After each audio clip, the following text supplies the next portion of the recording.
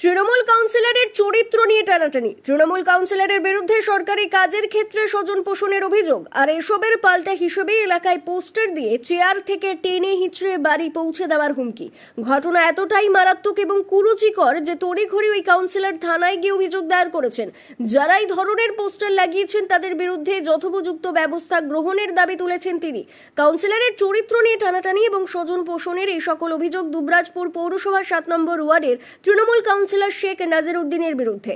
তার বিরুদ্ধে যে পোস্টার দেওয়া হয়েছে তাতে এক যুবককে বিভিন্ন কাজ দেওয়ার অভিযোগ তোলা হয়েছে। এছাড়াও ওই যুবকের স্ত্রীর সঙ্গে তার বিবাহ বহির্ভূত সম্পর্ক রয়েছে বলেও কুরুচিকর কথাবার্তা লেখা হয়েছে।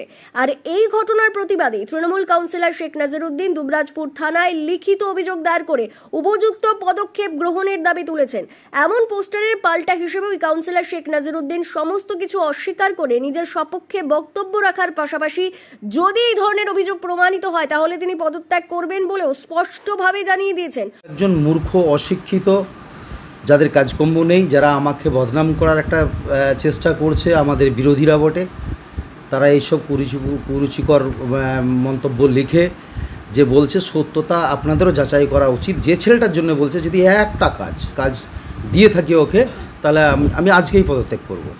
আর টেন্ডারের ব্যাপারটা যেটা বলছে একজনই পাচ্ছে, সেটা হচ্ছে আমাদের এখন ই টেন্ডার। আপনারা সবাই জানেন সরকারিভাবে ই টেন্ডারের বাইরে আমরা কাজ করতে পারি না।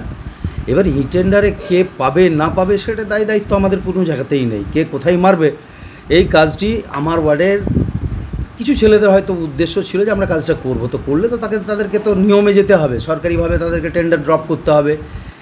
তো এটা একটা 12 নম্বর ওয়ার্ডের ছেলে পেয়েছে, আমার ওয়ার্ডের ছেলেও নয়। কোনো ছেলেকে যে আমি দিয়ে দিয়েছি কাজ তাও নয়, দেওয়ার সে ক্ষমতাও এখন নেই আমাদের। হ্যাঁ, ছোটোখাটো একটা 50, 60, 70, 1 লাখ টাকা পর্যন্ত যদি কোনো চটজলদির কাজ করতে হয় যাকে খুশি তাকে ডেকে একটা করিয়ে দিতে পারি, কিন্তু এর বাইরে নয়। তো স্বাভাবিকভাবেই আমি কোনো পক্ষপাতিত্ব করিনি, সরকারি নিয়ম মেনেই কাজ দিচ্ছে। আরও একটা বাজে কথা যেটা লিখেছে, তারা একটা ছোট লোকের বা তার বংশের পরিচয় দিয়েছে।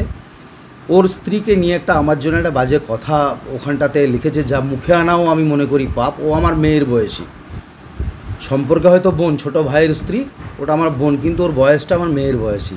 সেই জায়গায় এই ধরনের একটা মন্তব্য করা আমার মনে হয় তার বংশের পরিচয়ে বা তার কোনো রকম কোনো খারাপ আছে আর কি।